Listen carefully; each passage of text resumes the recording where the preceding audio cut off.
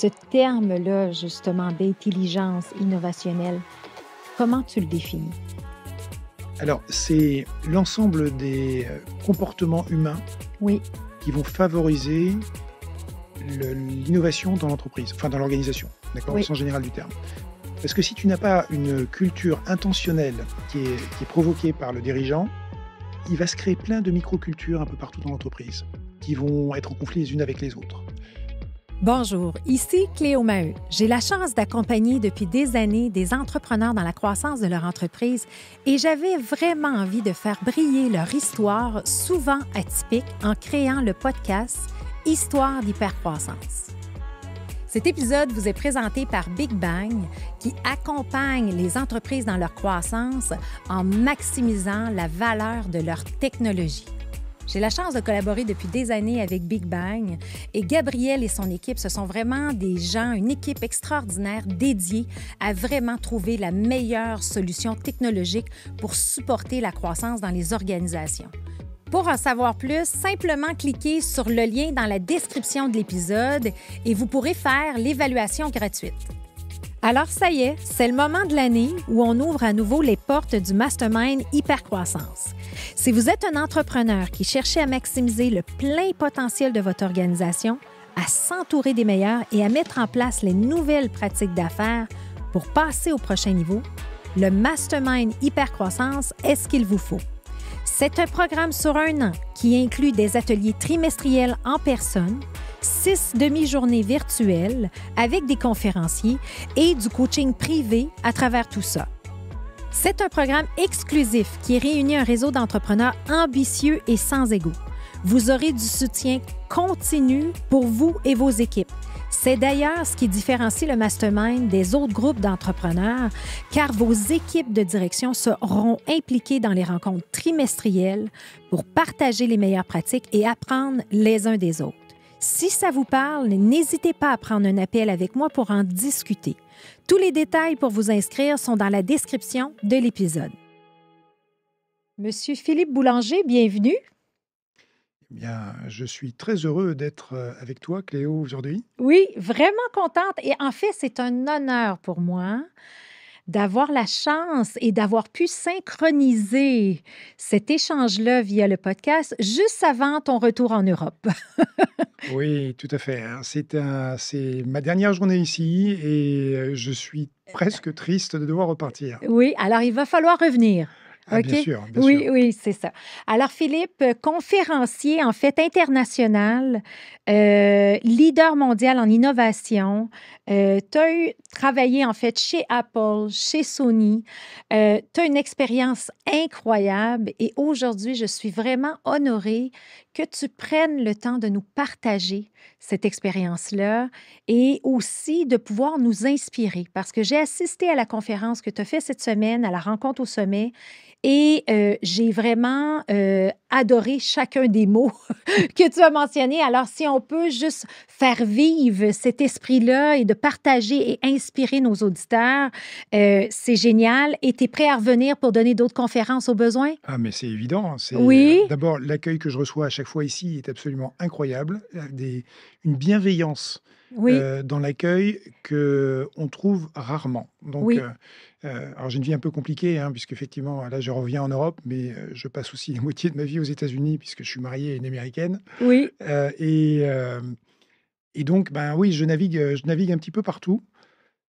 Et donc, du coup, je rencontre plein de gens différents, des cultures différentes. Oui. Et à chaque fois que je viens ici à Montréal, bah, c'est un vrai bonheur. Ah ben, on adore ça. Alors, nous, on est heureux de t'avoir. Et, euh, et pour commencer, la façon dont j'ai créé le podcast, on en parlait juste un peu avant, j'aime toujours connaître l'humain. OK? Parce D'accord. que là, quand on regarde ta vidéo et tout ça, on voit Philippe, l'homme d'expérience, le conférencier. Mais là, je veux connaître Philippe, l'humain, où il a grandi, qu'est-ce qu'il a fait. Je sais que tu as des études, tu as un doctorat, etc. Mais parle-nous de ton parcours. Ok. Alors, c'est un parcours qui est plein d'humilité, en fait. OK. Et même aujourd'hui, j'ai un peu de mal à parler de moi parce que c'est pas mon objectif, c'est pas de parler de moi, Oui, c'est plutôt de parler de la valeur ajoutée que je peux donner aux oui, entreprises ou aux participants de mes conférences. oui, Donc, c'est ça qui me fait vibrer. Parler de moi, ça aujourd'hui, ça a plus d'intérêt pour moi. même si à un moment, peut-être que j'ai eu un ego qui a fait que j'avais envie qu'on parle de moi. Mais en fait, non, c'est parler de moi, c'est juste un outil à la limite pour, aller donner de la valeur ajoutée Oui, tout finalement. à fait. Hein, voilà, c'est juste C'est pour être une visible. connexion humaine pour Exactement. bien comprendre d'où tu viens. Alors, pourquoi humilité? En fait, j'ai créé ma première entreprise alors que j'étais encore, étudiant. J'étais en DESS à l'époque. Alors DESS, c'est diplôme d'études, supérieures spécialisées en informatique. Donc j'étais un étudiant en informatique et derrière ça, j'ai continué en doctorat. Et donc j'ai créé ma première entreprise. J'ai créé des logiciels de cryptographie à l'époque. OK. Donc très, très en amont de la demande qu'on pouvait Ça fait avoir, combien là-dessus. d'années, ça? Et ça, c'était en 1985. 85 de crypto. Ouais, OK. ouais. Alors c'est pas la crypto au sens cryptocurrency, hein, la Non. crypto-monnaie, c'était pour, protéger des fichiers qu'on avait Oui, sur les ordinateurs. oui. Et donc, j'ai fait des logiciels, j'ai fait des packaging, je suis allé les vendre, en me déplaçant dans les boutiques d'informatique parce que, je rappelle en 85, on n'avait pas internet, hein, donc, Oui. on était dans un monde bien physique et hem et donc je me suis aperçu assez vite que c'était difficile d'être étudiant, de faire le commerce, de faire le support après-vente, de faire le marketing, de faire la communication, d'autant plus que mon background, c'était vraiment le côté ingénieur, c'était pas le côté, tout ce qu'il y a autour. Oui. Et en fait, j'ai arrêté au bout d'un an parce que je me rendais compte que tout ça, je pouvais pas faire ça tout seul, ça marchait pas. Donc j'ai arrêté, j'ai pas perdu d'argent. OK.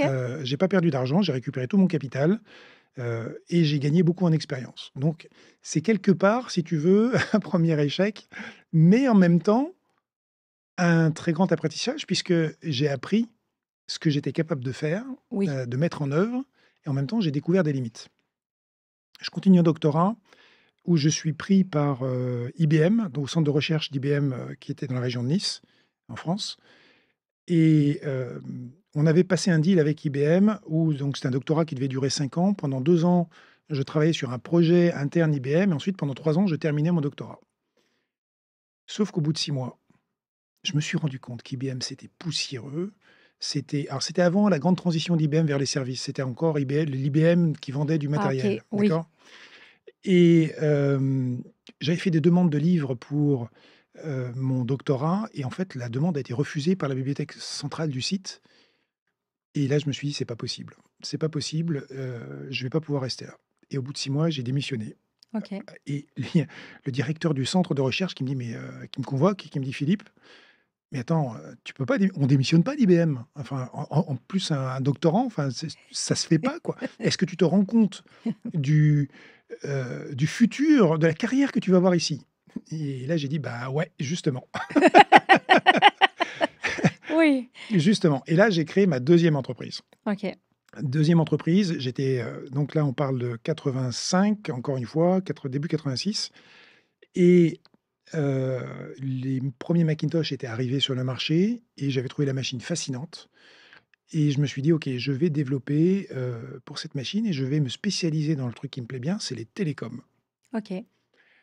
Alors j'avais programmé déjà dans l'environnement Apple avant, j'avais gagné un petit peu ma vie en faisant des programmes sur Apple II, Apple III, hein, donc qui étaient les machines de référence avant et là je crée une série de logiciels qui permettent de connecter des Minitel. Alors les Minitel, vous avez pas connu ça, vraiment au Canada. C'était des terminaux qu'on installait chez les particuliers ou même chez les entreprises, qui remplaçaient les pages jaunes et les pages blanches. OK. On pouvait tout chercher en ligne. Alors c'était des terminaux qui étaient pas rapides, hein. C'était, 1200 mots, c'est-à-dire 120 caractères seconde. Wow. Ça allait pas vraiment pas vite, mais ça faisait le job OK. et donc pour faire des serveurs informatiques sur lesquels les Minitel se connectaient, il fallait des ordinateurs qui étaient des mini, des trucs qui coûtaient, à l'époque, heu, c'était des centaines de milliers de francs, hein, puisqu'on parle en francs à l'époque et moi je dis: «Mais je peux faire quelque chose et je peux faire ça beaucoup moins cher» et en fait, je suis arrivé à faire un système où j'ai tout programmé. J'ai programmé des operating systems temps réel, des multiplexeurs X25. Alors je te parle de sujets techniques, Oui. mais en tout cas, ce que j'ai fait, normalement, ce sont des équipes de plusieurs dizaines de personnes qui le font Oui. et du coup, j'ai commencé à vendre ce genre de produit, en dégageant une marge, extrêmement intéressante, avec un prix qui était le 10e ou le cinquième des autres produits qui existaient sur le marché. Donc vraiment une prise de position qui était vraiment intéressante. Ma structure a évolué, j'ai fait rentrer du capital risque. À l'époque, ça ne se faisait pas non plus. D'ailleurs, le mot start-up n'existait pas à l'époque, hein, juste pour situer Oui, c'est vrai. la chose, hein. Et, euh, et là, je me suis dit, bon, quand je suis sorti d'IBM, je me suis dit, plus jamais je bosserai pour une grosse boîte. Mais plus jamais.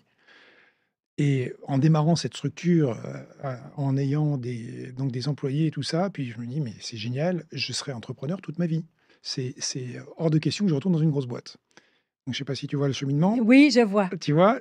Donc, à chaque fois que j'ai essayé de prédire mon futur, ça n'a pas été le cas, ça s'est transformé d'une manière Oui. ou d'une autre.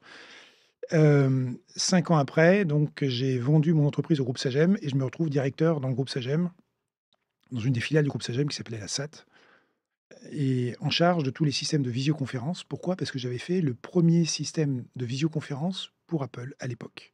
OK. Et là, je te parle de 93-94. Oui. En 94, on était encore loin de FaceTime qui est apparu avec, les premiers iPhones en 2007, tu vois? Oui.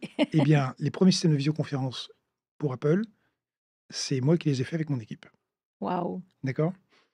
Donc effectivement, j'étais considéré comme étant, le spécialiste des télécoms pour le monde Apple Oui. donc Apple, s'en est rendu compte et ils ont dit: Bien ici. «Viens ici, toi» et donc je me suis retrouvé à Cupertino. OK. Ils ont fait une offre Ils ont fait une offre que j'ai pas pu refuser, quand je suis allé voir mon patron dans le groupe Sagem pour lui dire: «Voilà, j'ai une offre d'Apple et je vais pas pouvoir refuser», il m'a dit: Et là, «Mais» ça t'a demandé de déménager quand même aux oui, alors attends États-Unis? le patron me dit: «Mais, bon, si on était dans une équipe de football, de sport, je demanderais bien combien ils ont offert pour que je vois si je peux m'aligner». Je fais: «C'est même pas la peine, c'est juste pas possible».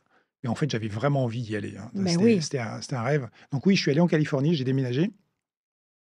J'ai déménagé et là, j'ai découvert un environnement extrêmement puissant. Alors là, quand on parle d'hypercroissance, c'était le cas, hein.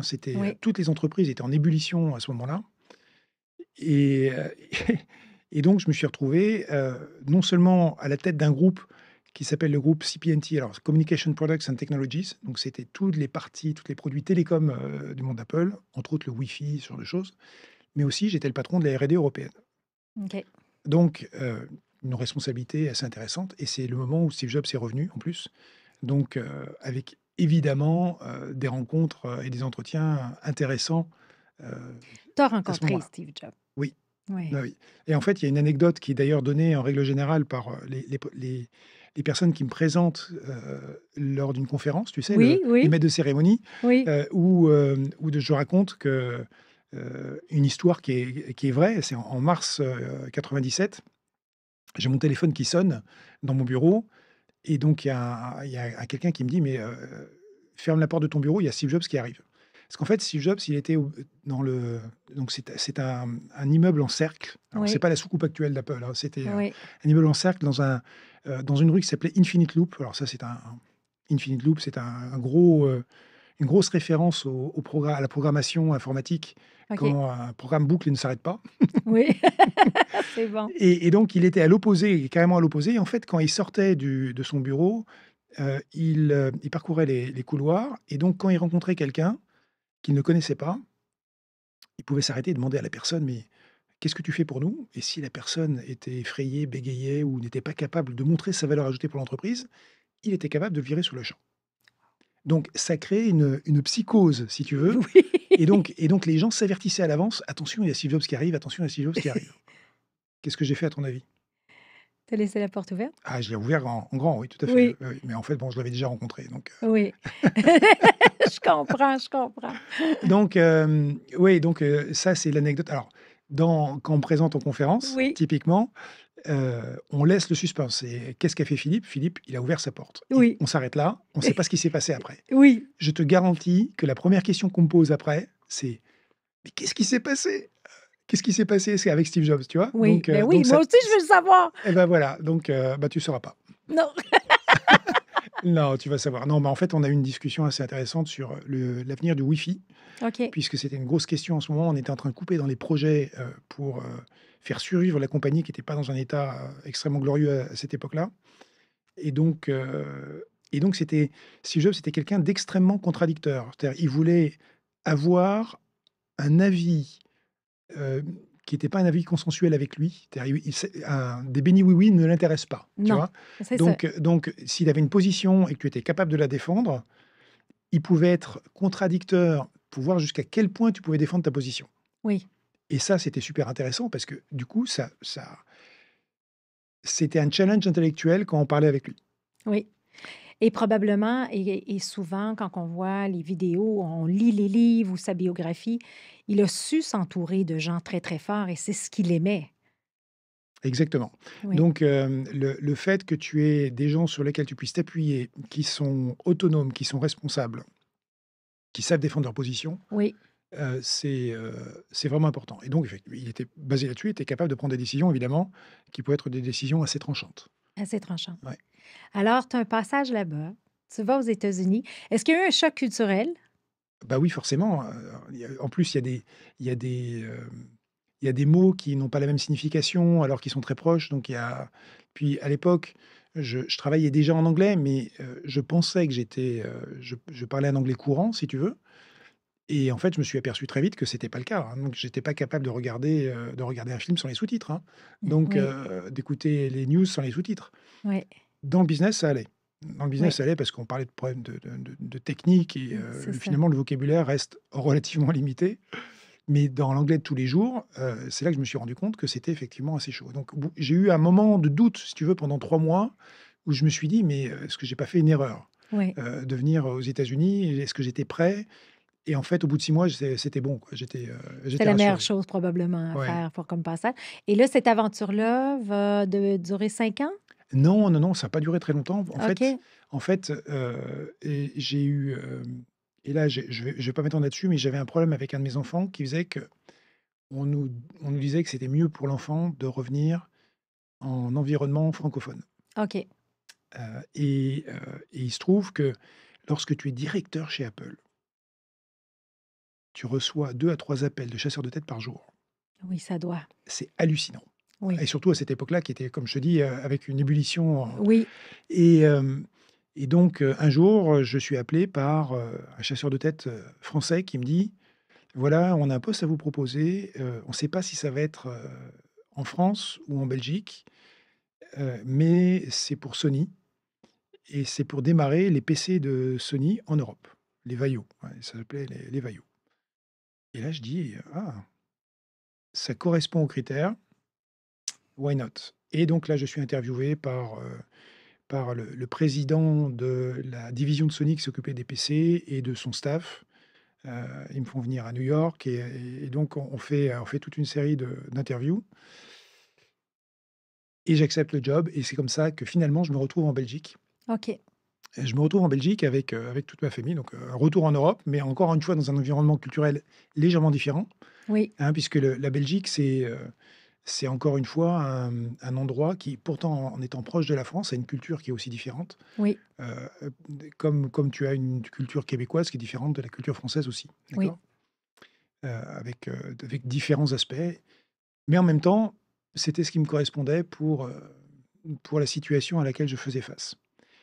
Et donc là, chez Sony, j'ai eu trois vies. J'ai eu une vie, où j'ai démarré effectivement les PC Vaio en Europe. C'était un super succès et d'ailleurs le président de cette division, PC a eu tellement de succès grâce à ce qu'on a pu faire, entre les États-Unis, l'Europe et puis le Japon, qu'il est devenu le président de Sony Corp. C'est-à-dire, il est devenu le grand boss, par Wow! la suite, hein, Kunitake Ando.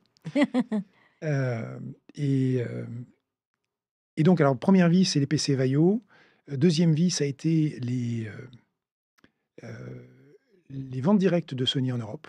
OK, Donc là, je suis repassé de l'aspect, on va dire engineering, recherche et développement vers le commerce. OK. Donc c'est encore une catégorie entrepreneuriat si tu veux, Toujours. et en fait, dans les 2 cas, c'était des startups au sein de Sony. C'est ça qui était vraiment intéressant. C'est-à-dire pour démarrer les Vaio, on était 3 au départ et donc on a créé l'équipe. D'ailleurs, point important, j'ai créé une équipe de 40 personnes, extrêmement rapidement, de 23 nationalités différentes. Wow! Et ça la diversité qu'on a obtenue, grâce à ça, nous a permis d'avoir une performance dans l'entreprise qui était, mais alors hallucinante. Donc la diversité, quand elle est prise comme un actif et pas comme comment dire? Quelque chose de compliqué, Oui, au heu, contraire, le voir comme un c'est avantage. ça. Eh bien, c'est un Oui, avantage absolument extraordinaire et là, j'en ai eu la démonstration complète. Alors, je suis pas parti de 0 parce que ça, je l'avais appris chez Apple, entre autres, que la oui, diversité est extrêmement importante oui, et donc j'ai repliqué, chez Sony, ce que j'avais, vu chez Apple, entre autres. oui, oui. Donc ça, c'était absolument génial. Donc deuxième vie, les ventes directes de Sony en Europe. Troisième vie, du business development, où, j'essayais de créer des produits, des combinaisons de produits et services qui étaient, on va dire l'équivalent de iPod et iTunes pour Apple. Oui, Donc une combinaison qui était d'ailleurs la vision d'Akio Morita, le fondateur de Sony, c'était d'avoir cette fusion entre les contenus et l'électronique. OK. Et chose qu'il n'a malheureusement pas connue de sa vie et que Sony a toujours eu alors du mal à faire, sauf pour la PlayStation où, ça a commencé à faire bouger les choses. Et c'est là d'ailleurs, entre autres, en 2005, j'ai déposé un brevet pour Sony de customisation, de personnalisation de films. Alors, j'explique le concept, parce que ça, c'est important au Oui, regard d'aujourd'hui de l'intelligence artificielle. Les films qui sortaient des studios à l'époque, oui, dès l'instant où ils sortaient, même quelquefois 24 ou 48 heures avant qu'ils sortent dans les salles, ils étaient déjà piratés, on les trouvait sur internet. Et c'est donc vrai. c'était un manque à gagner évidemment pour les studios. Oui, Et là, je me suis dit: «Mais comment on pourrait faire pour redonner de la valeur au film de manière à ce que les gens soient plus intéressés à les pirater?» Et là, je vais donner un exemple. Imagine un film Harry Potter dans lequel tu peux faire une personnalisation, remplacer un des petits sorciers par, l'enfant de ta famille. Les gens sont prêts à payer la version personnalisée. La version personnalisée n'a strictement aucun intérêt à être piratée par non, quelqu'un d'autre oui, et les gens sont prêts à vraiment payer pour avoir cette version-là pour le gamin. Tu sais, c'est le quart d'heure ben oui, de de gloire et gloire, oui, et qu'on retrouve maintenant sur les réseaux sociaux. Donc, je fais une étude complète sur le sujet, business plan, la totale et je vais revoir Kunita Kendo qui était devenu président entre-temps de Sony Corp, qui me dit: «Philippe, ton idée est géniale, je t'ouvre les studios de donc Sony Pictures, et je te présente à Lucasfilm», donc George Lucas. oui, Je te présente à tous les grands studios, Pixar et tu vas leur proposer l'idée et donc brevet déposé et puis, à ce moment-là, on dit: «Non, mais on n'a pas les moyens de faire ça en interne. Si tu veux, on fait une spin-off» wow, et donc spin-off, tu prends la majorité, Sony la minorité et comme Sony est au capital, ça devrait être facile. Effectivement, quand je vais voir des investisseurs, j'avais besoin quand même de pas mal d'argent, ils me disent: «Ah oui, Sony au capital, bon, ouais, ah bah, c'est vachement intéressant et comment vous comptez faire?» Je dis: «Bah, voilà, j'ai un brevet, Sony va me le transférer dans la spin-off, ce qui fait qu'on est protégé».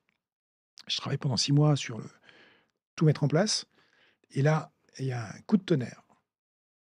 Le brevet fait partie du portefeuille pardon, qui est, partagé entre Sony, IBM et Toshiba et il ne peut pas sortir du portefeuille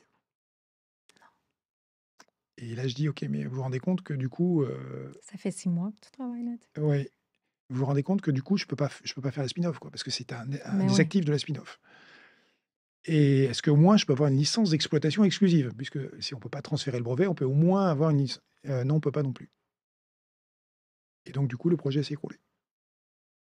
Le projet s'est écroulé et là, j'ai dit: «OK». J'étais très déçu et je me oui, suis dit: «Je vais repartir sur une autre aventure» et bah, alors évidemment, encore une fois, quand tu es directeur ou general manager chez Sony, ce qui était mon cas, tu as des appels en permanence de chasseurs de tête aussi et donc il y en a un qui m'a dit: «Voilà, on a un job pour une boîte qui s'appelle Neopost en France, vous ferez partie du comité de direction» et là, je dis: Ça m'intéresse». Parce que le problème de Sony, c'était que les décisions se prenaient toutes au Japon. C'est-à-dire qu'il fallait que j'aille au Japon de manière très régulière. Et ça, c'était fatigant. Enfin, mmh, c'était fatigant surtout d'avoir à chaque fois à justifier. Ceci dit, j'ai beaucoup appris en diplomatie sur comment obtenir oui. des décisions, d'ailleurs ça fait partie d'un des chapitres de mon livre, hein, Oui, hein? qui dit comment on doit préparer les prises de décision pour qu'elles passent. OK. Et donc je me suis retrouvé dans cette entreprise. On m'a dit: «Voilà, Philippe, on est dans une entreprise qui sort d'un LBO, donc on est très serré en termes de coûts. On a des projets qui avancent pas, il faut vraiment remettre ça en route». Je dis: «OK, très bien». Alors moi, au niveau soft, hein, je suis un ingénieur logiciel au départ. Je dis: «Là, je saurais quoi faire». Par contre, je ne suis pas un ingénieur matériel, hein, pas un hardware. Il me dit: «Mais non, le hardware, il y a pas de problème». En fait, c'était pas vrai. Il y avait beaucoup de problèmes aussi sur le matériel, sur la sur la conception même des produits. OK. Et j'ai révolutionné tout ça, avec les structures que j'avais apprises, Oui, encore une fois, dans l'industrie du PC, où on a oui. une vélocité. Il faut se rendre compte qu'à l'époque, quand on sortait les PC Sony, il y avait une érosion de 0,2 du prix par jour. Donc en OK. fait, on renouvelait les PC à peu près tous les 3 mois, avec OK. des nouveaux châssis, avec des nouvelles électroniques, et chaque jour de retard nous impactait. Donc on était toujours à l'heure. Oui, J'arrive dans une entreprise où il y avait des projets qui avaient des années de retard. oui. Donc là, j'ai dit: «OK, on va changer, vous n'avez pas pris la bonne structure pour les projets, on va changer ça». Et là où on avait des projets qui avaient des années de retard, brusquement, on a sorti des projets en 6 mois. OK. Donc ça, c'était du jamais vu. Juste, ben, parce que l'expérience que j'avais venait d'un autre monde. En fait, c'est le regard extérieur, avec une expérience extérieure, qui fait que, du coup, on peut changer la donne dans des Oui, entreprises. oui. La diversité, d'avoir découvert un peu tout ça, là. C'est ça. Et donc, alors, quand je suis arrivé dans ce groupe, Neopost, qui s'appelle maintenant Quadient, il y avait 300 personnes à la R&D, hein, donc en recherche et développement. J'ai encore des acronymes qu'il faut que je maîtrise. Oui. À la recherche et développement, quand je suis parti, il y avait 1100 personnes dans le monde entier, entre Brisbane en Australie et Seattle sur Wow. la côte ouest des États-Unis. Donc, il y en avait qui disaient: «Oui, c'est cool, le soleil ne se couche jamais sur la recherche et développement». Et donc du coup, ça a nécessité une hygiène de vie qui était évidemment, un petit peu différente, parce que, à tout moment, je pouvais être appelé Oui. et le grand sujet, ça a été le partage des pratiques, des meilleures pratiques en termes de recherche et développement. OK. Et c'est là que je me suis rendu compte qu'on avait des résistances absolument incroyables. C'est là que je me suis rendu compte de la valeur du leadership, pour arriver à imposer quelquefois certaines choses. Quand j'ai voulu, par exemple, faire partir les équipes en mode agile, ce sont les équipes du quartier général qui ont fait le plus de résistance, et ce sont les autres équipes qui étaient éloignées qui ont donné l'exemple, tu vois? Donc, c'est là qu'on se rend compte que c'est Oui, oui. vraiment pas évident. Ouais. Et donc mon aventure dans le groupe Néopost a duré, presque 11 ans, jusqu'au moment où, j'ai décidé de switcher pour devenir conférencier professionnel et transmettre mon expertise. Ben oui. Mais la manière dont ça s'est passé, c'est intéressant, parce que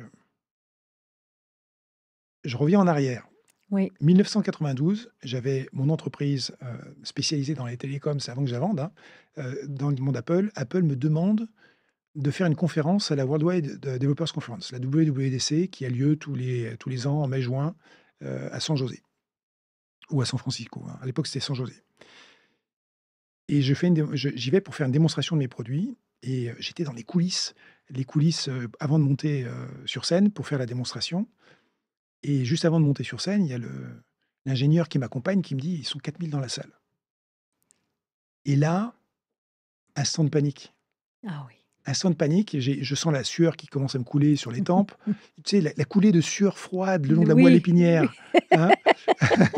Et Et et les là, frissons? voilà, et là, je me dis: «Mais, il faut que je me calme, je me libère. Je sais ce que je vais faire. Je vais faire comme les Américains. Je vais raconter une blague au départ, histoire de décoincer le truc». Et je monte sur scène, je me vois sur un écran géant à côté, je vois l'écran de mon Mac aussi, écran géant à côté, pas à l'aise, et puis, je sors une blague sur les Français, de l'autodérision. Oui. Alors, je vois même pas le premier rang parce que j'ai les projecteurs dans les yeux, OK. d'accord? Et j'entends juste le brouhaha je sors ma blague, aucune réaction. Ça tombe, mais alors complètement à plat, quoi. Tu vois? Ce qu'on appelle un grand moment de solitude. Oui. Et et là, je me dis: «OK, bon, bah, je vais faire maintenant la partie technique, qui s'est très bien passée». Et en sortant de scène, je me suis dit: «Ben, parler en public, c'est pas fait pour moi, je le ferai plus jamais». Vraiment? Je me suis dit ça, sérieusement, d'accord? En Wow. 92. Et puis, 2017, je suis conférencier professionnel. Donc tu vois, Oui, à chaque fois qu'on se projette dans le futur, il y a des raisons pour lesquelles finalement on peut être complètement à côté de la plaque. c'est vrai.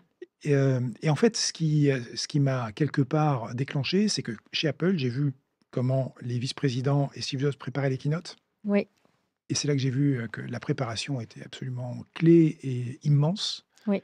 Et que ce n'était pas du tout ce qu'on faisait en France. En France, on n'apprend pas à parler en public.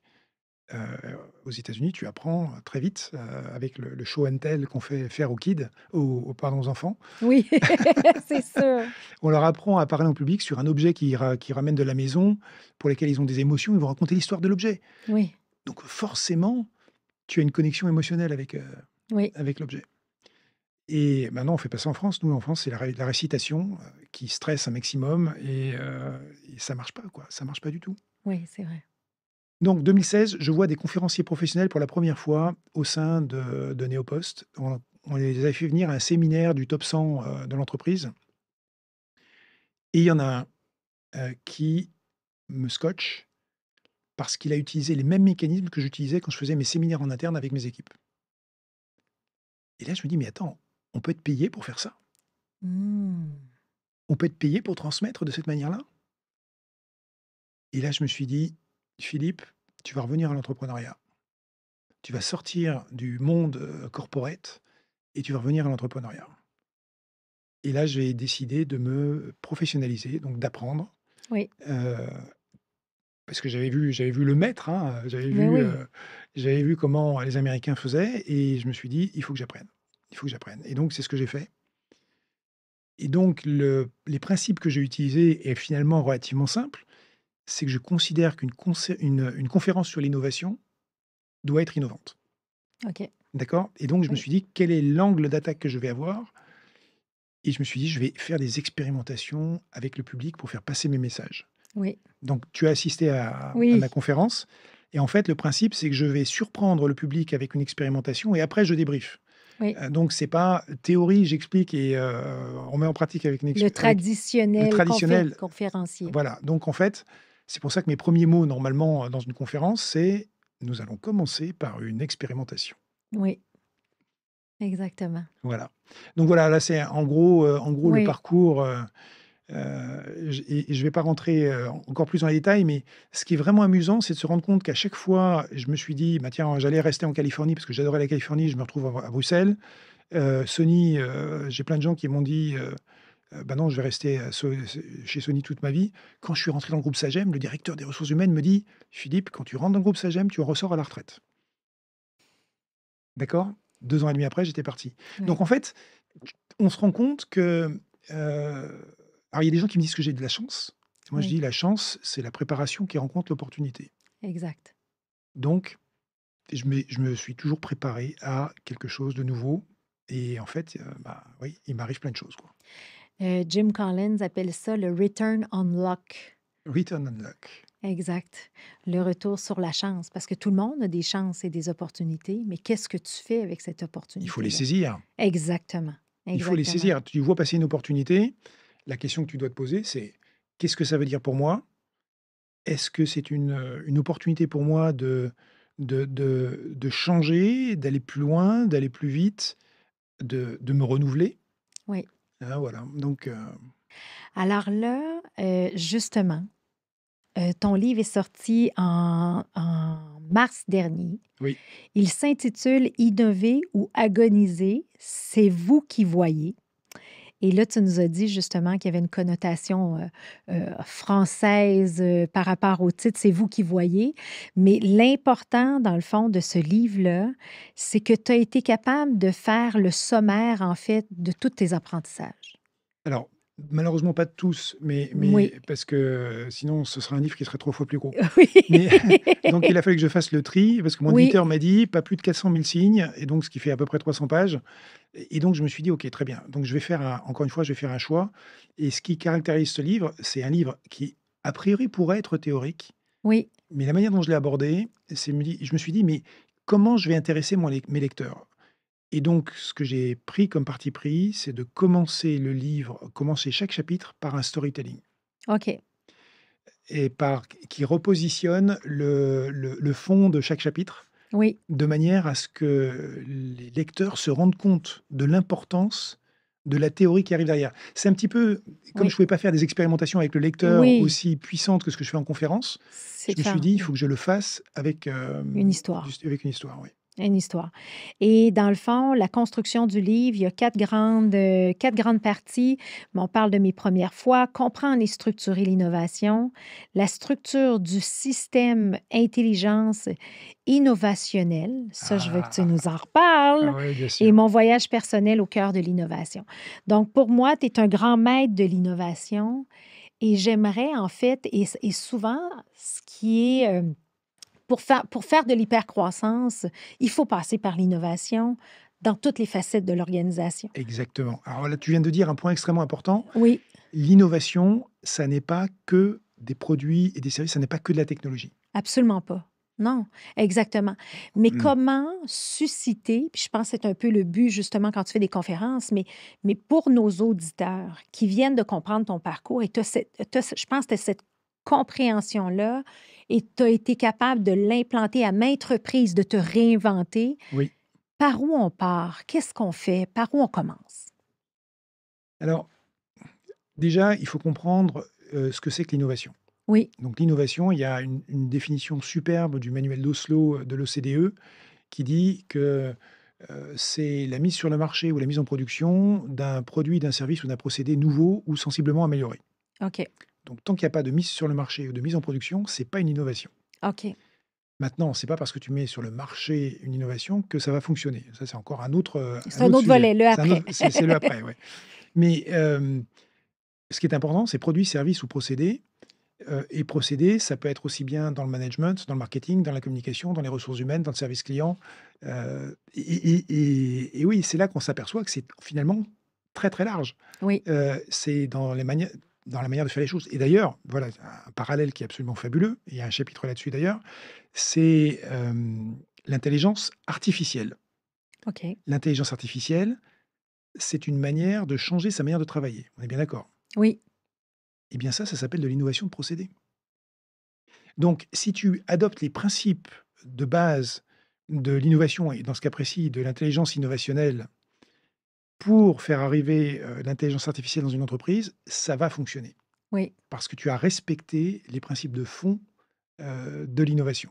Si tu le fais pas, et c'est ce qui se passe, je le vois malheureusement, autour de moi, les personnes se disent: «Mais attends, mais moi si j'utilise pas l'IA, je vais me retrouver obsolète».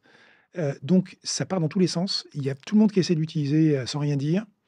Il y a une perte d'énergie absolument fabuleuse, oui, alors qu'il y a une structure adoptée qui fait que 80-90 des projets ne vont pas échouer, quand, on adopte la bonne structure. oui. En fait, quand j'ai commencé à écrire ce livre, alors j'ai commencé à l'écrire il y a 7 ans, hein, donc Mmh. ça a pris une lente maturation pour modéliser, puisqu'en fait, alors là, c'est mon retour en tant que Oui, docteur en informatique. oui, On cherche à modéliser les choses oui. et donc j'ai mis du temps à remodéliser tout ce qui faisait que l'innovation fonctionne ou pas dans une entreprise. Évidemment, c'est Mmh. basé sur l'humain. C'est basé sur l'humain et c'est pour ça que j'ai appelé ça l'intelligence innovationnelle, parce que la structure que j'ai adoptée, ça passe par une prise de conscience personnelle, Oui, une prise de conscience, de comment fonctionne son équipe. Pourquoi? Bah, et là, je peux te dérouler, mais on peut y passer des heures, mais tu vas voir, c'est passionnant. Je vais faire ça en cours, hein. oui, C'est un individu ou une équipe qui va définir la vision de l'entreprise, oui, la stratégie qui va autour. Et ça, c'est l'étoile polaire. oui, Si tu veux innover, tu dois respecter l'étoile polaire. oui, Parce que sinon, ça va partir encore une fois dans tous les sens. Si ça part à 90°, c'est encore une fois une perte d'énergie, ou alors l'opportunité de faire une spin-off, hein, comme je le disais tout à oui, l'heure. oui. Mais c'est pas, ça va pas dans la direction de l'entreprise. Ce qui est intéressant, c'est qu'une stratégie, qu'on décide, elle est basée quand même sur les vécus des dirigeants. La vision est basée, pareil, sur la vision des dirigeants. Mais comme on est tous biaisés d'une manière ou d'une autre par notre succès passé, hein, d'ailleurs, il y a une phrase qui est Oui, importante, c'est que notre succès passé peut être aussi notre plus grand ennemi, hein, parce qu'il oui, nous formate quelque part.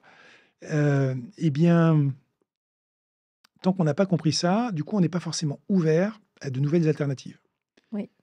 Et si je dois prendre un exemple, puisque je favorise l'expérimentation en permanence, sur les stratégies d'innovation, même une stratégie, d'entreprise, tu peux la valider avec de l'expérimentation.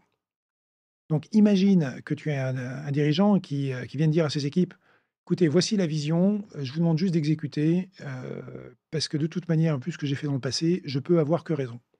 Oui. OK, très bien. Il y a des leaders comme ça. Très bien. Maintenant, imagine la situation suivante. On met en place des expérimentations qui viennent démontrer que la stratégie est la bonne. Mhm. Alors, qui viennent démontrer que la stratégie et éventuellement les évolutions et les réglages de la stratégie qu'on a fait grâce à l'apprentissage des expérimentations, on a trouvé une stratégie qui fonctionne. Mm. Maintenant, le même dirigeant, il dit, voilà les expérimentations qu'on a fait, voilà où on en est arrivé en termes de conclusion sur la stratégie qu'on devait amener. Mm. Tu vas embarquer tes employés, tu vas embarquer tes investisseurs, tu vas embarquer tout le monde. Oui. Donc, l'expérimentation qui amène la preuve, au moins partielle, Oui. que tu as raison, ça va changer la donne par rapport à l'ensemble des personnes qui vont faire fonctionner l'entreprise. Et là, je t'ai parlé que de la vision. Maintenant, il y a plein d'autres sujets qui sont, C'est qui sont certain. critiques. Mais pour faire un parallèle avec ce que je fais dans la vie, tu sais, dans le fond, j'aime beaucoup la définition de Jack Welch par rapport à la stratégie qui dit la stratégie, c'est l'évolution d'une idée centrale dans un contexte où les circonstances changent continuellement. Ah oui, OK.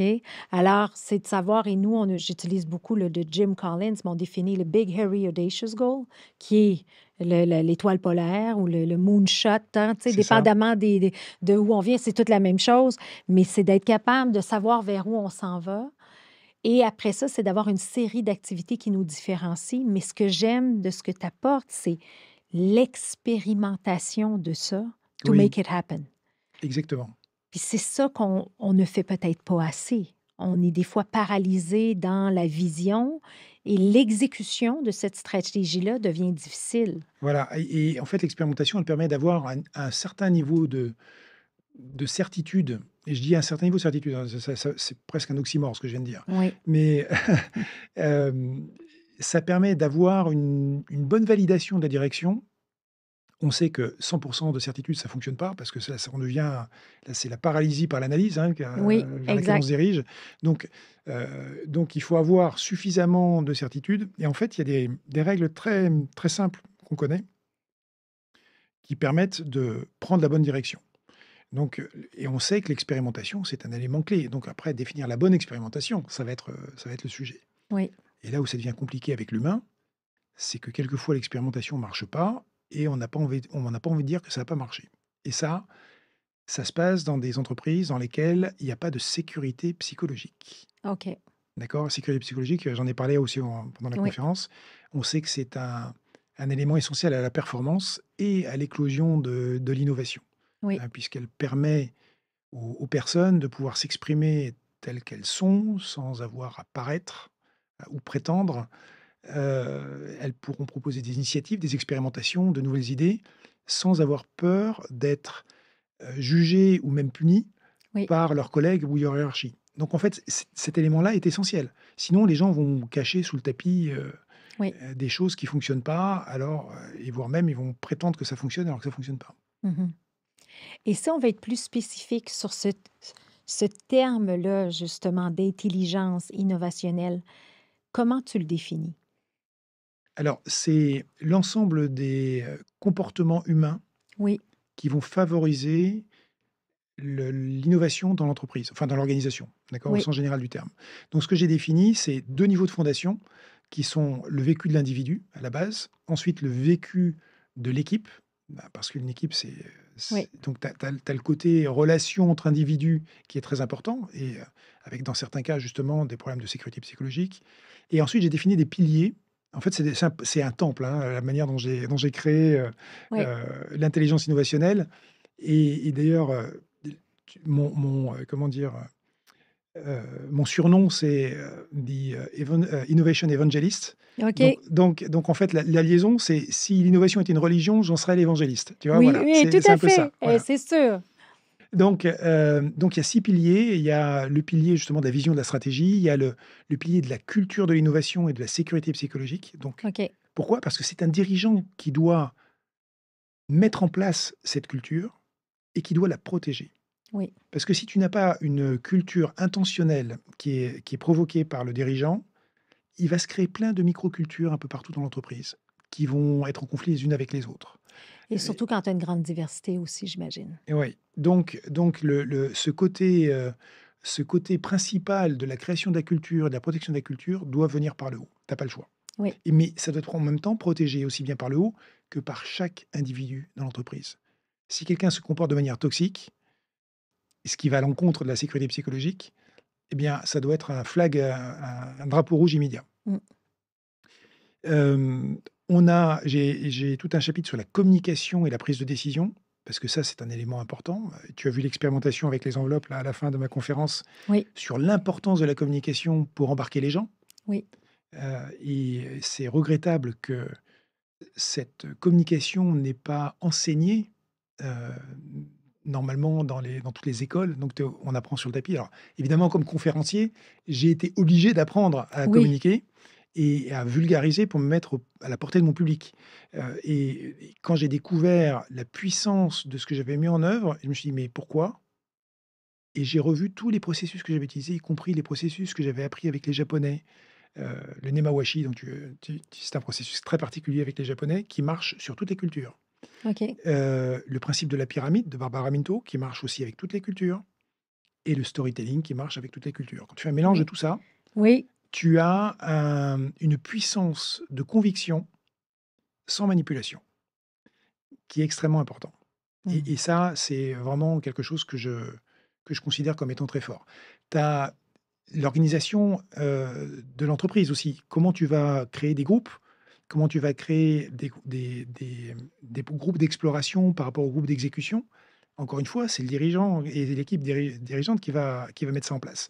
Oui. Les méthodes que tu vas utiliser, ça c'est le cinquième pilier, hein. Donc, les méthodes pour innover, si tu les connais pas, eh ben, Mmh. ça va mal se passer. Tu peux pas appliquer des méthodes d'innovation quand tu connais que des méthodes d'exécution. Oui. Alors, typiquement, dans les grandes entreprises, à un moment, il y a eu une très grande tendance d'utiliser Six Sigma. Six Sigma qui permet d'améliorer les processus de production avec un niveau de qualité, absolument extraordinaire, Oui. mais pris à l'extrême, ça tue l'innovation. Tellement. Je suis certifiée Black Ah Belt. bah, ouais, je suis champion, Six Sigma. C'est ça. Et c'est drôle que tu dises ça parce que j'ai œuvré, je suis ingénieure de formation. J'ai œuvré 10 ans dans le pharmaceutique et j'étais un project manager in continuous improvement et quand ça allait trop dans le Six Sigma, là, qu'on était paralysés dans l'analyse, là, j'étais là: «Non, il faut aller à la base, changer les comportements des gens, revenir à la base». Fait Voilà. qu'il y a beaucoup d'humain aussi là-dedans, tu sais? On aura beau oui, il y a le process, mais la qualité des humains, d'avoir les bons talents. Donc en fait, c'est toujours pareil, il faut utiliser les bons outils Oui, pour les bons objectifs. Et exact. le problème qu'on a aujourd'hui, c'est qu'on a tendance à adapter les jobs aux outils, alors qu'en fait, il faudrait adapter les outils aux jobs et aux objectifs. Et ça, tant qu'on n'a pas compris ça, on va avoir un problème. C'est vrai. Donc, pour les processus d'innovation et d'exploration, il y a des outils qu'il faut utiliser, qui ne sont pas du tout les outils qu'on va utiliser en exécution ou en production, de type Six Sigma. Donc, si on fait un mélange des genres, eh ben, ça va partir en catastrophe de manière Oui, systématique. oui. Et le dernier pilier qui est important pour moi dans mon système, c'est le pilier, des talents et du sentiment. Mmh. Alors, là, il y a un twist qui est vraiment intéressant. Évidemment, tu dois gérer les talents, et c'est un sujet de fond, sur comment garder tes talents, et justement le côté, sécurité psychologique est important pour ça. Mais le sentiment, c'est ce qui va te permettre de mesurer parce que tu connais la règle qui vient d'Edward Deming: «Tout ce qui, Se se mesure, mesure s'améliore. s'améliore». Absolument. Et donc je me suis dit: «Comment on peut faire pour mesurer, les processus d'innovation et comprendre ce que c'est que l'innovation dans l'entreprise?» Et en fait, j'ai fait un assessment, hein, donc une enquête spécifique pour les entreprises qui permet de comprendre comment l'innovation est perçue dans l'entreprise. Et en fait, je descends avec un niveau suffisamment, précis pour détecter les problèmes, entre autres de sécurité psychologique, détecter les différences de perception entre le top management et les collaborateurs qui sont à la base. Et on s'aperçoit des fois qu'il y a un écart de compréhension sur l'innovation dans l'entreprise, mais qui est juste dément. Mmh. Donc, une fois qu'on a compris ça, qu'on a le Oui, résultat de cet assessment, on peut mettre en place un plan d'action. oui. Comprendre le gap, On comprend le gap. oui, Et entre la donc, de réalité et manière idéale, par exemple, c'est je fais un assessment avec l'entreprise avant la conférence. À la moment de la conférence, on va parler de ce qu'on a découvert et du plan d'action qu'on met en place. Donc ça, c'est une manip de communication qu'on fait oui, avec les dirigeants oui, d'entreprise. oui. Le plan d'action se met en place et on va pouvoir remesurer avec un assessment l'impact du plan d'action sur l'ensemble de l'entreprise. OK. Et ça, c'est juste génial parce qu'en fait, on fait vraiment bouger les curseurs. Exactement. Et moi, je fais la même chose, mais pas dans un niveau d'innovation, mais tu sais, cet accompagnement-là ou cette transformation-là, il y a tellement d'intangibles Oui, que c'est dur pour les gens de comprendre et de voir le besoin de changement. Et puis, j'avais créé justement pour viser l'hypercroissance, on dit toujours qu'il y a 4 décisions critiques, l'individu, la stratégie, l'exécution, les liquidités. Et je vais toujours faire un assessment au début et à la fin pour qu'eux puissent voir le changement et l'implantation des meilleures bien pratiques. sûr. Et en fait, je pense que d'amener un processus dans l'innovation, comme tu le fais dans le livre, c'est ça qui permet aux gens de comprendre l'importance. Tu sais, dans le fond, on cherche toujours la recette, hein? Oui. Alors toi, tu as décortiqué cette recette-là. Voilà, et je donne des outils. Donc, Oui, je donne oui, des outils qui sont des outils qui, avec, à ma grande surprise, ne sont pas connus de tout le monde, alors que pour moi, ils sont d'une c'est évidence. évident. Voilà, tu prends un outil de base comme les 5 pourquoi, par exemple, qui est un Oui, outil d'ailleurs de la oui, du toolbox, lean. Six Sigma, Oui, donc comme quoi on peut extraire des outils, de Six Sigma oui, qui sont aussi utilisables, oui, en innovation. Oui, qui permettent de trouver les causes racines d'un problème. oui, Et qu'on peut utiliser aussi bien d'ailleurs à titre personnel pour débugger, une relation personnelle avec quelqu'un d'autre, oui, en essayant de comprendre ce qui a pu se passer et pourquoi on a des oui, réactions. Donc je vais descendre d'ailleurs sur le sujet de l'intelligence émotionnelle aussi à un certain oui. moment, avec, des outils encore une fois qui permettent de comprendre comment on réagit face à quelque chose qui se passe pas comme prévu ou même comment on réagit et pourquoi on réagit d'une certaine Mmh. manière. Donc j'ai cherché à vraiment comprendre l'humain qui permettait de créer cette innovation. Et là, je vais embarquer dans il y a l'humain aussi, il y a une réalité lorsqu'on parle d'innovation. Tu sais, le livre de Marshall Goldsmith, qui est un de mes coachs préférés, qui dit What you got here won't get you there, qui est Mmh. un peu tu sais, ce qui t'a amené le succès, ce que tu disais tantôt. Et dans le fond, il y a beaucoup de résistance au changement ou Oui, dans les pratiques.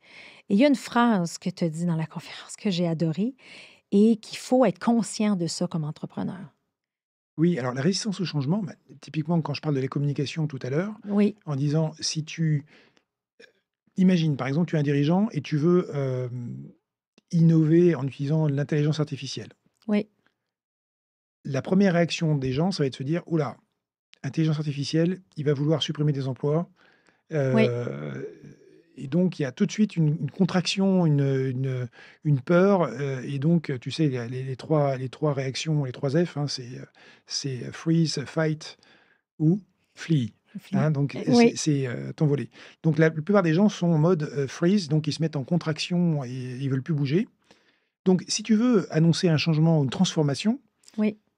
eh bien, il faut dire ce que tu veux faire, pourquoi tu veux le faire et qu'est-ce que ça veut dire pour chacun des collaborateurs?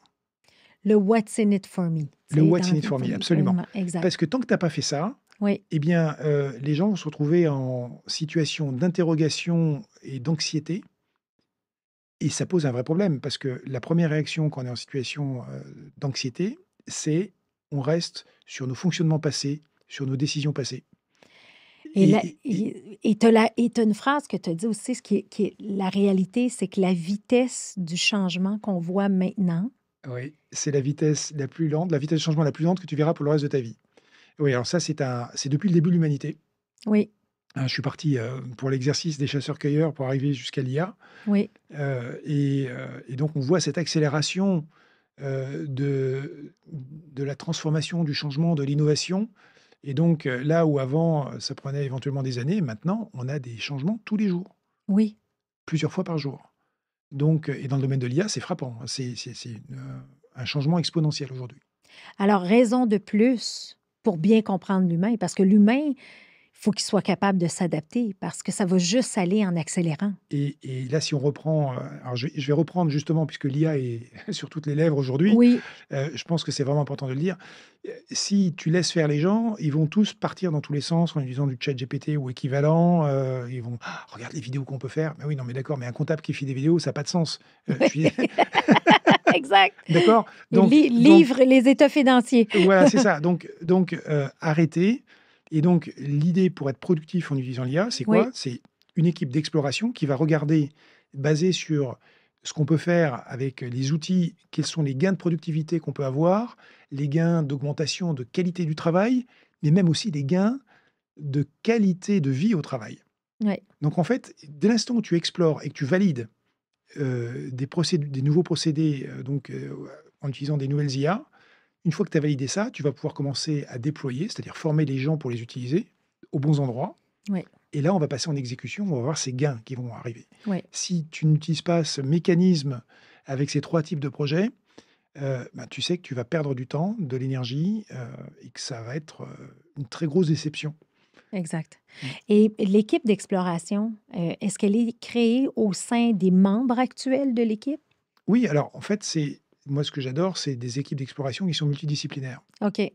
Tu peux avoir aussi bien des gens qui viennent de l'IT parce qu'il y a quand même des composants Oui, heu, IT importants sur l'IA, sur l'accès à l'IA à l'extérieur, mais tu peux avoir du marketing, de la communication, des ressources humaines, donc tous les gens qui sont intéressés à faire évoluer leur métier en oui. utilisant l'IA. Donc tous OK. ces gens-là vont se dire: «OK, regarde là j'ai des tâches qui sont vraiment chronophages, et franchement si je pouvais gagner du temps là-dessus, ce serait top». Donc ça peut être dans ressources humaines. Oui. Ressources humaines, par exemple, l'analyse des CV qui viennent pour un poste offert, tu vois? Oui. Donc, Ben oui. c'est un des exemples, Oui. mais il y en a plein. Enfin des là, Il y en a plein.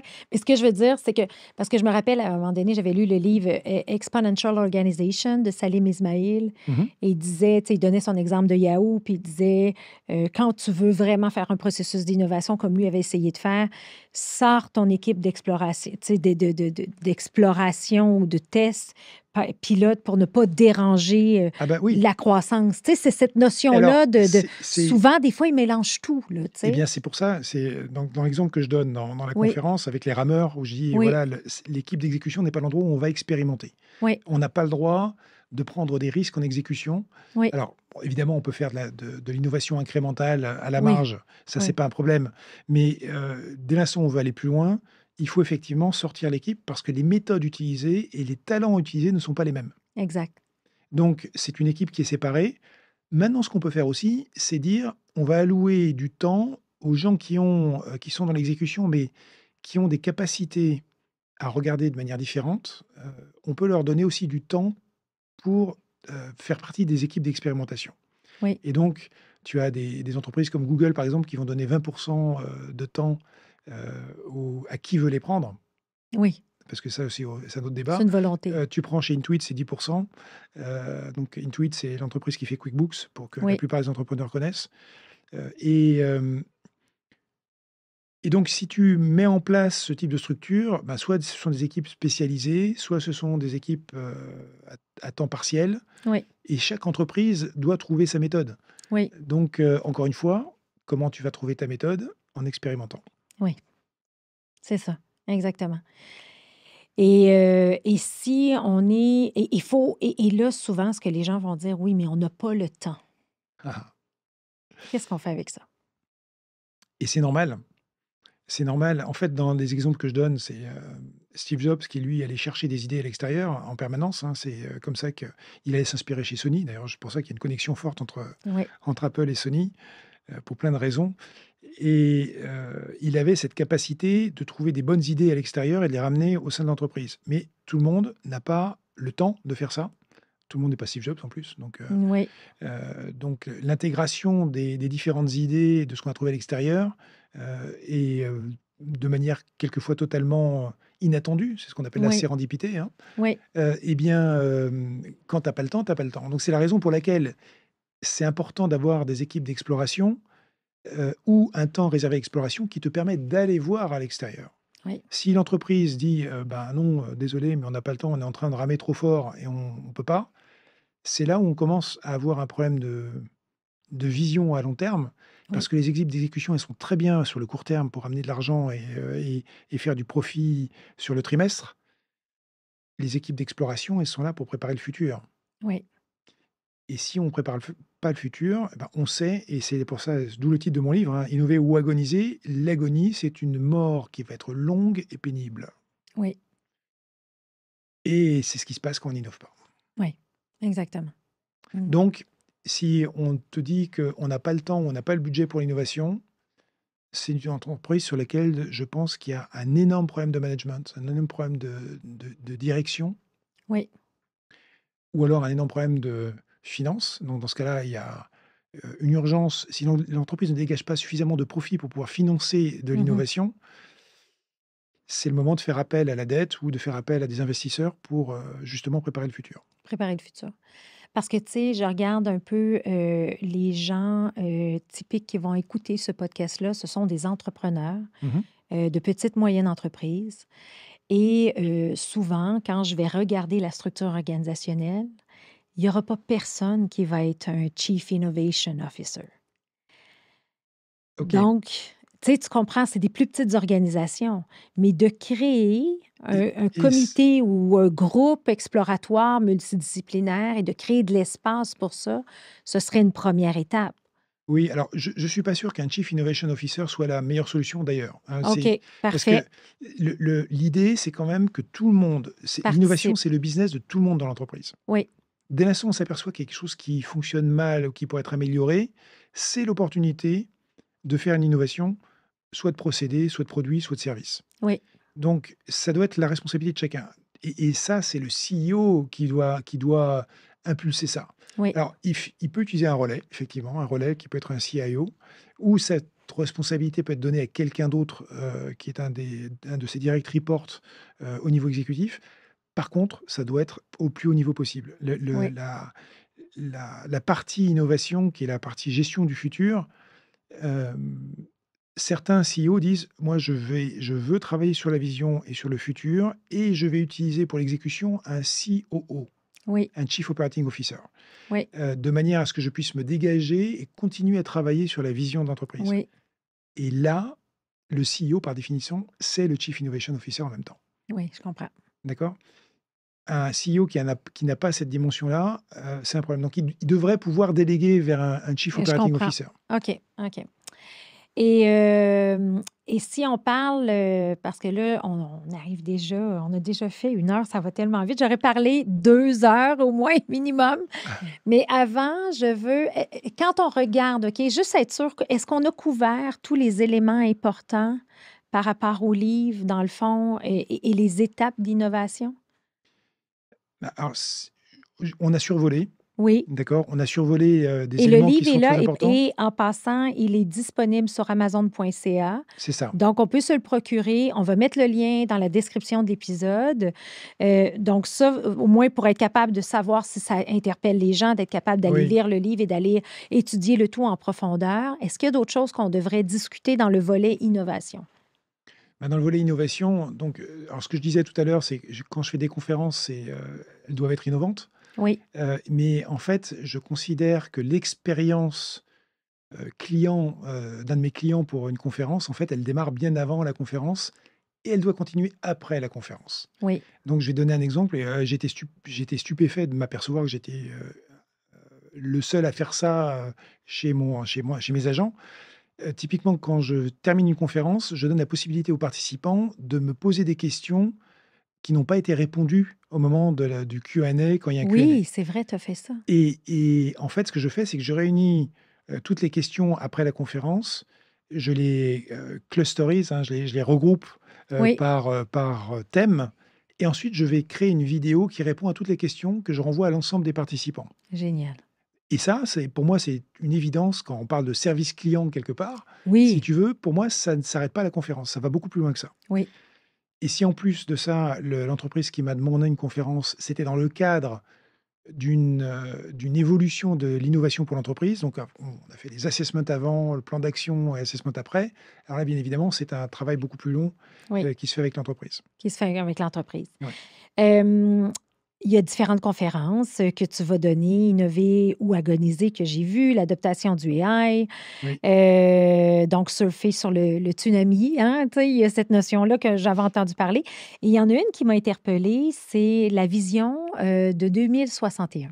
Ah oui. Alors 2061, pourquoi? Parce que c'est 2061, j'ai 100 ans. Oui, Et, et en fait, je me projette dans le futur, dans un futur dystopique, mais dystopique positif, d'accord? OK, Où les technologies régénératives nous permettent de remplacer les éléments physiques qui vont pas, où on a été malade. Et donc, en fait, j'ai choisi, grâce à ces technologies, d'avoir le corps de quelqu'un qui avait 50 ans, alors que j'en ai 100. OK, Et donc j'explique à mes arrière petits-enfants, tout le chemin qui s'est parcouru depuis, 2020, 2024, donc 2025 maintenant, jusqu'à 2061 et les grandes évolutions technologiques qu'on a pu avoir, en passant par les implants. Alors ce qui est très amusant d'ailleurs, c'est que quand j'ai donné la première fois cette conférence, bah, je me suis aperçu que maintenant que j'étais visionnaire encore une fois, oui, puisque je suis parti sur des concepts qui sont en train d'arriver. Et oui, la manière de je t'ai parlé tout à l'heure de ce brevet que j'ai déposé pour oui, Sony. En fait, avec l'intelligence artificielle aujourd'hui, 20 ans après mon brevet, on commence à faire ce que j'avais prévu avec des méthodes différentes. Alors, j'avais pas prévu l'intelligence artificielle, oui, en 2005, j'utilisais oui, d'autres méthodes qui étaient basées sur la capture des films et du mocap et ce genre de choses. Aujourd'hui, on fait ça de manière totalement différente. Encore une fois, c'est visionnaire. Le problème, c'est que dans l'innovation, quand c'est trop tôt, c'est pas bon. c'est ça, Donc en fait, c'est encore une fois, il y a toute une sensibilité sur le timing, le timing. et tu prends toutes les entreprises, même Apple a sorti des produits beaucoup trop tôt, hein, Oui, et qui ont échoué, oui. des innovations qui ont échoué sur le marché. Donc bah, c'est là où il faut arriver à régler ça Mm. voilà. Et ça m'a fait, et en terminant, là, j'ai trouvé ça drôle en me préparant, là. On voit ta vision des choses, on comprend le côté optimiste et tu fais même partie de la ligne des optimistes de France. Oui, la Ligue des optimistes de France. J'aime Alors ça. et en fait, j'ai découvert que j'étais un optimiste, lorsque j'ai compris alors là, c'est pareil, en passant par chez Sony, Oui, j'ai découvert le concept de kiki. Alors le kiki, c'est le concept de la crise OK. et en fait, les 2 idéogrammes qui composent ce concept de crise au Japon, sont composés d'un premier idéogramme qui veut dire danger et l'autre qui veut dire opportunité OK. et donc une crise, bah, comment tu vas la gérer? Tu peux la gérer comme étant un danger et tu peux provoquer une réaction, mais tu peux te dire aussi: «Mais ça peut être une superbe opportunité» et ça, l'optimiste va se dire: «À chaque fois que quelque chose arrive, comment je vais pouvoir traiter l'événement? Comment je vais pouvoir traiter la crise de manière à ce que, bah, ce soit bénéfique?» Oui. Et en ce sens, il faut jamais gâcher une crise. Ah voilà. Ah, j'adore ça, j'adore ça. Et j'ai aimé aussi la définition que tu avais pendant la COVID, vous aviez appelé pép- Ah oui, alors pendant le covid, on a fait des webinaires, sur ce même principe en disant: oui, «Voilà, il faut transformer les pépins en pépites». les pépins en pépites. Ouais, ouais. Exactement, des belles pépites d'or. En fait, Philippe, en terminant, je dirais que cette entrevue-là, j'avais tellement hâte de la faire. Et on a plein de pépites d'or que tu as pu nous partager à travers cette heure-là ensemble. J'invite les auditeurs à vraiment se procurer le livre. Donc, Innover ou agoniser, c'est vous qui voyez. Et le Je- sous-titre le et le sous-titre? sous-titre, La révélation de l'intelligence innovationnelle. Exactement. Exactement, qui est en fait une façon, une nouvelle façon de voir. Mais merci justement d'être optimiste par rapport à l'intelligence artificielle qui s'en vient, toutes ces choses-là. Il faut juste embrasser le changement. Et là, tu nous donnes une méthode, tu nous donnes les outils pour y arriver. Et c'est ce qu'on a besoin justement pour être capable d'assurer l'hypercroissance des organisations. Alors, en terminant, est-ce que tu as un mot pour nos auditeurs de la fin de l'épisode? Tu sais, j'ai envie de donner, de donner la fin de ma conférence puisque, Oui, j'utilise une phrase latine «sapere aude» oui. qui veut dire qui se traduit par: «Ose penser par toi-même». Oui, Donc, tu peux traduire ça aussi par garde ton esprit critique. Oui, C'était emprunté à Horace et c'était utilisé par Emmanuel Kant et c'est devenu sa devise des Lumières. oui, Donc, alors là, on part sur la philosophie, hein, mais oui, ce qui est important, c'est de garder son esprit critique. C'est pour ça que c'est ce que j'essaye de faire avec cette prise de conscience, avec ce livre, oui, et en transmettant mes méthodes et mon état d'esprit. Et en même temps, je précise toujours que je souhaite de tout cœur le courage de transformer, de passer de la pensée à l'action. oui, Parce que ce courage-là, c'est ce qui va faire la différence. toute la différence. Ouais. On ne peut pas mieux terminer cette entrevue. Merci du fond du cœur d'avoir pris le temps d'être sur le podcast Histoire d'hypercroissance. Et merci Cléo de m'avoir reçu aujourd'hui. Merci. Un grand merci à Big Bang qui est partenaire d'Histoire d'hypercroissance.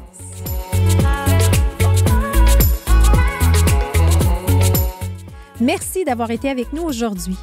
Si cet épisode vous a plu, prenez un moment pour vous abonner et nous laisser un commentaire. Cette petite action aura un grand impact car elle nous permet de toucher encore plus d'entrepreneurs passionnés comme vous. À très bientôt pour une nouvelle histoire inspirante.